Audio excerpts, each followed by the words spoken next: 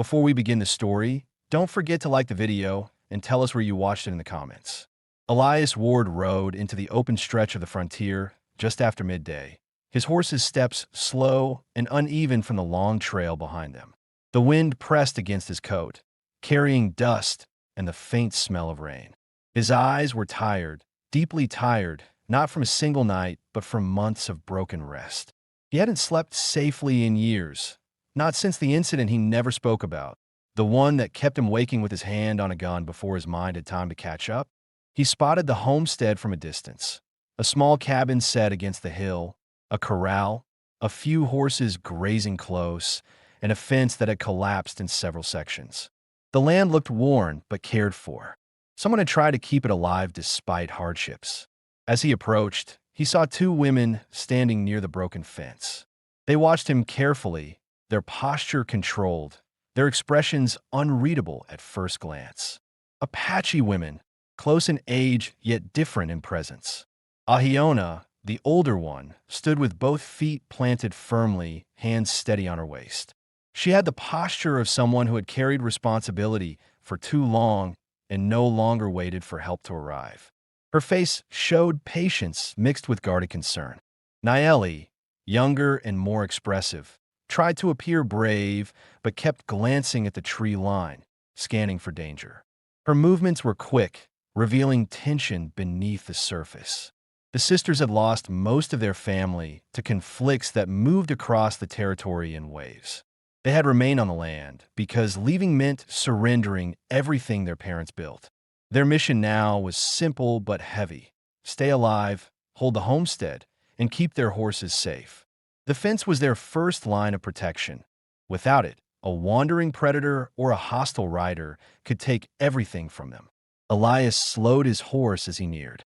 He didn't lift his hand in greeting, not out of disrespect, but because he had learned that sudden movements made people think the wrong thing. He stopped several paces away and dismounted with care. Iona spoke first, her voice calm but firm. "You passing through?" Elias nodded once. "Storm hit your fence hard." "We know." Ahiona crossed her arms, studying him. "We can't fix it fast enough." Nayeli stepped forward with a slight tremor in her breath. "We can pay in food or whatever we have." Elias looked at the fence again. The rails were split, the posts weakened. A lot of work for two people who were already worn thin. He felt the familiar pull inside, something between responsibility and guilt. He had spent too long watching people struggle while he avoided staying anywhere for more than a night. Maybe he was tired of running. Maybe he just didn't want to see fear on someone else's face again. "I'll fix it," he said. A relief flickered across Nayeli's face. Ahiona held hers steady, not trusting good news too quickly. Elias added, "Free of charge." The sisters exchanged a confused look. Ahiona frowned slightly. "Why would you do that?" Elias took a slow breath. This was the part he hated explaining. One condition: their bodies shifted almost at the same time. Ahiona straightening, Nayeli pulling back half a step. Elias kept his tone calm, controlled, respectful. "Tonight, I sleep between the two of you." Nayeli's eyes widened with alarm. Ahiona's jaw tensed. Before either spoke, Elias raised a hand slightly, slowly, carefully. "It isn't what you think." They waited, silent and tense. "I don't sleep safe," he continued. "If someone comes at me in the dark or wakes me wrong, I react first. I don't want to mistake either of you for trouble. And I don't want danger slipping past me. If I sleep between you, I'll know you're safe, and I won't grab for my gun without reason." He didn't lower his gaze. He wanted them to see the truth plainly. "I'm asking you so nothing goes wrong. For any of us." The explanation hung in the air. The storm clouds gathered above the hills, pressing a cold wind over the homestead. The sisters processed his words with different reactions. Ahiona studied him carefully, searching his posture for deception. She noted the stiffness in his shoulders, the way he kept his hands visible, the exhaustion in his voice. Nothing suggested desire or threat, only caution. Nayeli glanced at Elias's horse, the loose saddlebags, the worn look in his eyes. He looked like someone who had been driven out of sleep too many times and no longer trusted his own instincts. Ahiona finally spoke. You give your word that's the only reason? Yes, Elias answered. I'm here to help, not to harm. Naeli lowered her eyes briefly, then nodded. We accept. Ahiona hesitated one last moment, then gave a short, decisive nod. Fine. Fix the fence. Stay the night. We'll manage the rest as it comes. Elias let out a breath he didn't know he had been holding. He felt the familiar edge of stress fade, just slightly, the kind of ease that came when people chose to trust him instead of fear him. He knew he carried damage, but he didn't want it to hurt anyone again. He tied his horse, rolled up his sleeves, and walked to the broken fence. His hands moved with practiced steadiness, measuring distances, checking the rails, pressing the soil around weak posts. The sisters stood back at first, unsure of him, but gradually drifted closer to understand how he worked. Naeli fetched tools when he asked. Ahiona held the rails steady while he hammered them in. Their movements grew more coordinated as the hours passed, like three people who had worked together before, though this was their first day. Elias didn't talk much. The few words he offered were practical, direct. But his silence wasn't cold. It was the silence of someone who spent years relying on observation instead of conversation. By late afternoon, the fence stood strong again. The sky darkened with the next storm moving in. Elias wiped his hands on his trousers and looked at the cabin, knowing the night would test all three of them in different ways. Inside that small home, he would have to sleep close to strangers he did not want to frighten and did not want to lose to a mistake. The sisters watched him quietly, aware of the weight he carried even without knowing the details. They had invited him in because they needed help, but as they stood together in the rising wind, they realized he needed this place just as much as they needed him. The storm rolled across the hills. Night approached, and the three of them stepped into the cabin, each carrying their own reasons for staying alive one more day. The storm pressed against the cabin through the night, but the worst of it passed before dawn. When the first light reached the windows, Elias was already awake, alert, breathing slowly, aware of where he was and who was beside him. He felt the weight of the sisters' trust in the small space they shared, and he used a long, controlled breath to steady the familiar tension in his chest. Nothing had gone wrong. No sudden panic. No reaching for his gun. The quiet inside the cabin settled into him more than he expected. Ahiona was the next to rise. She moved carefully so she wouldn't disturb anyone, but Elias had already stepped back from the bedrolls. He stood near the stove, shoulders lowered, hands resting calmly for the first time since arriving. Ahiona watched him with a new understanding. She had seen men wake in fear before, but he had woken with restraint instead of aggression. That said something about the discipline he carried. Naeli sat up soon after, brushing her hair back with quick, tired movements. She gave Elias a soft, cautious glance, checking whether he seemed different now that he had slept under their roof. Instead, she saw a man who looked restored in small ways, still worn, still guarded, but no longer ready to strike at every shadow. The morning was cold, and Ahiona began preparing tea while Naeli lit the stove. Elias offered a quiet thank you, without forcing conversation. He accepted the cup Ahiona handed him with both hands, as if careful not to break anything fragile. He stepped outside to check the fence line again, and the sisters followed soon after. The air carried the smell of damp soil, and the grass shone from the night rain. The fence stood straight, no rails loose, no tracks of animals or riders nearby. Relief crossed Naeli's face, brief but visible. Their horses grazed near the repaired stretch, no longer wandering toward the open land. Elias examined the posts a second time, pushing lightly against each one. It wasn't suspicion, it was habit. He trusted his work, but he trusted vigilance more. The sisters watched him closely, realizing he wasn't just checking the fence. He was checking the safety of the entire area with the awareness of someone who had lived through ambushes and mistakes he refused to repeat. Ahiona finally spoke. You always look over your shoulder like that. Elias didn't hide the truth. It kept me alive. I don't let myself relax until I know a place is steady. Naeli asked, is this place steady? Elias scanned the ridge, the creek path, the tree line. For now, it wasn't fear speaking. It was calculation. Ahiona accepted the answer without pushing for details. They spent the morning repairing what the storm had damaged beyond the fence. Loose shingles on the roof, a cracked water barrel, scattered tools the wind had carried off. Elias worked with calm, focus, lifting beams alone, giving short instructions when his sisters needed guidance, moving with the efficiency of someone who knew how to survive without wasting strength. During these hours, the questions left hanging from the previous day naturally found their answers.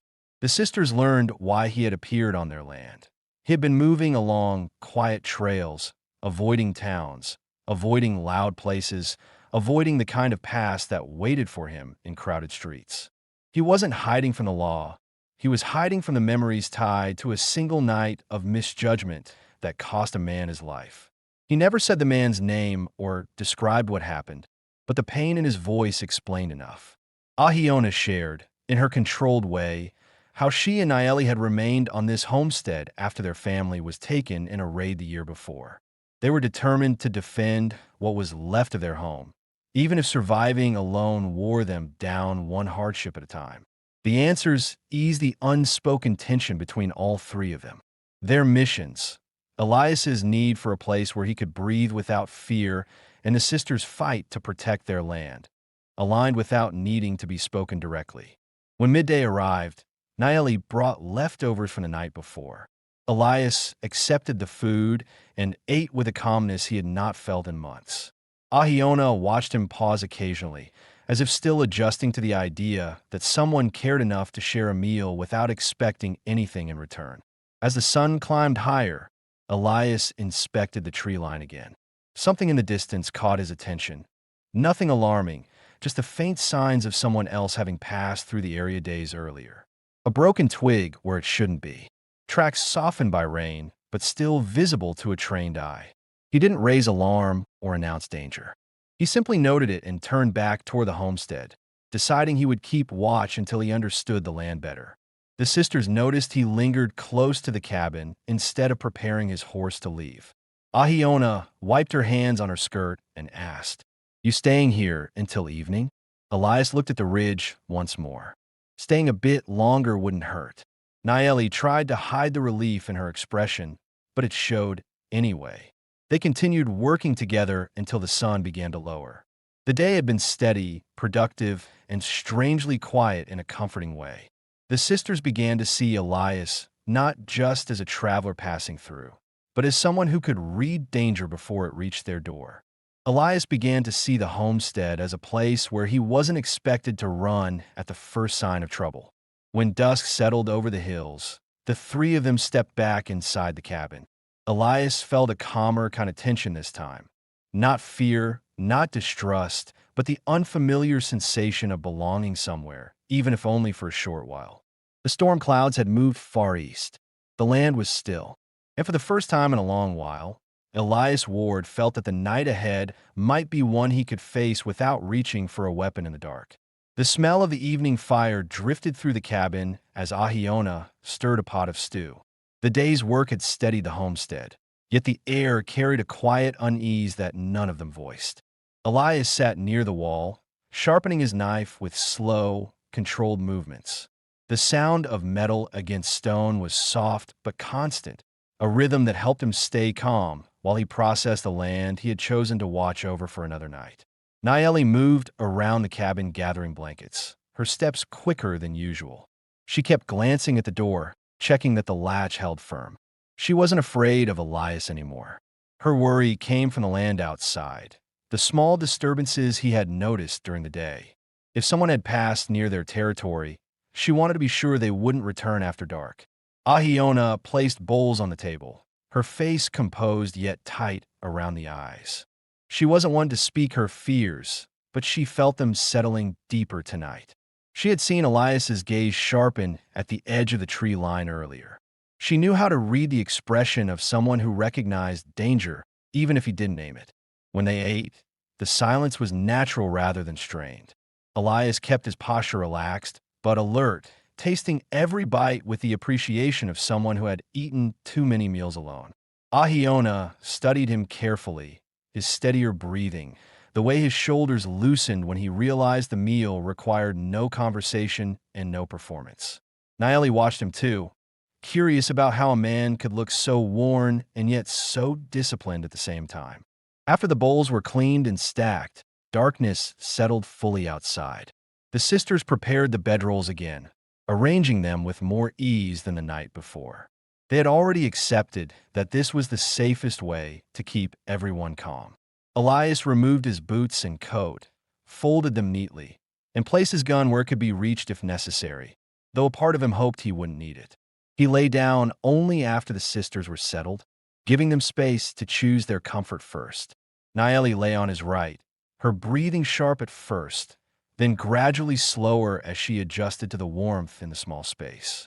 Ahiona lay on his left, maintaining a respectful distance, but no longer braced with suspicion. The cabin felt more like a guarded refuge than a place of doubt. Outside, the wind pushed lightly against the walls.